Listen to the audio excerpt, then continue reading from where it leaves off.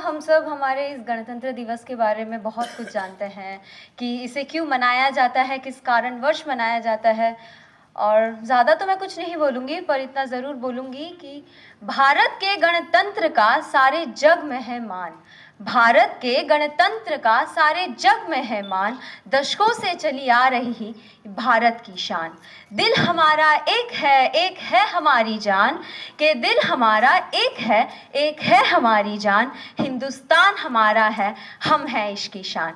यहाँ उपस्थित अतिथिगण, शिक्षकगण एवं मेरे प्यारे साथियों, मैं जी वैष्णवी रेड्डी आप सभी के सामने इस महापर्व पर अपने कुछ विचार प्रस्तुत करना चाहती हूँ। जैसे कि हम सभी जानते हैं, हम अपने देश के 76वां गणतंत्र दिवस को मनाने के लिए उपस्थित हुए हैं। भारत एक लोकतांत्रिक देश है।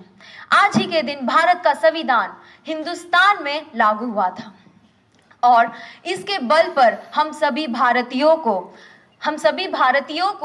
सामाजिक, आर्थिक और राजनीतिक न्याय, विचार, धर्म तथा अभिव्यक्ति की स्वतंत्रता प्राप्त हुई थी।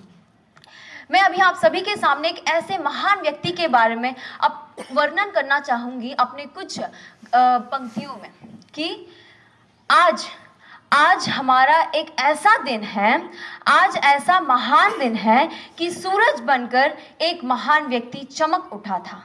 आज ऐसा महान दिन है कि सूरज बनकर एक ऐसा व्यक्ति चमक उठा था जिनके कर्मों के कारण हमें आज का ऐसा दिन देखने को मिल रहा है, जिन्होंने बनाया हमारा संविधान है। जी हाँ, आप सही समझें, हम बाबा साहेब के बारे में ही बात कर रहे हैं। बाबा साहेब जिन्हें पूरा विश्व भीमराव रामजी अंबेडकर के नाम से जाना जाता है। भीमराव रामजी अंबेडकर के जीवन में एक ऐसी छोटी सी घटना घटी थी जिनके कारण उन्होंने संविधान बनाया। एक बार क्या हुआ कि उनके मास्टर ने उन्हें क्लास के बाहर कर दिया, कहा कि तुम छोटी जात की हो, हम ऊंचे जात के साथ तुम नहीं बैठ के पढ़ सकते हो। तो उन्होंने बाहर बैठकर ही शिक्षा प्राप्त की और अपनी माँ से पूछा, ये जात भेदभाव कहाँ लिखा है, क्यों सब लोग मान रहे हैं? तब उनकी माँ ने कहा, किसी किताब में लिखा है बेटा, हम तो इतने पढ़े लिखे नहीं हैं, हम तो नहीं जानते। तब बाबा साहेब ने एक वचन लिया था कि मैं बड़े होकर एक ऐसा किताब बनाऊंगा जो कि ऊंच नीच धर्म भेदभाव सबके ऊपर होगा।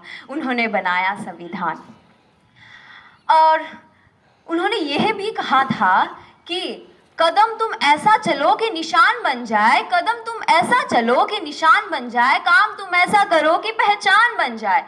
कदम तुम ऐसा चलो कि निशान बन जाए, काम तुम ऐसा करो कि तुम्हारी पहचान बन जाए। और जिंदगी तो हम सभी जी लेते हैं, जिंदगी तुम ऐसा जियो कि एक मिसाल बन जाए। और मैं अपने पंक्तियों को इस हमारे अटल बिहारी वाजपेयी द्वारा कही एक कुछ लाइन कहकर विराम करना चाहूँगी कि हमारे अटल बिहारी वाजपेयी ने कहा था, भारत एक ज़मीन का टुकड़ा नहीं है, कि भारत एक भूमि का टुकड़ा नहीं है, यह जीता जाता राष्ट्र पुरुष है।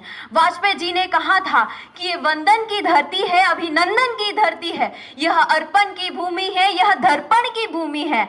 इसकी नदी नदी हमारे लिए गंगा है, इसका कंकड़ कंकड़ हमारे लिए शंकर है। हम जिएंगे तो इस भारत के लिए, हम मरेंगे तो इस भारत के लिए, कि हम जिएंगे तो इस भारत के लिए और मरेंगे तो भारत के लिए। और मर भी गए और बहा दिए गंगा में हमारी अस्थियां, और मर भी गए और बहा दिए गंगा में हमारी अस्थियां। तो जाकर उन अस्थियों को कान लगा के सुन लो, तब भी हम कहेंगे कि भारत माता की जय, भारत माता की जय। जय हिंद। धन्यवाद।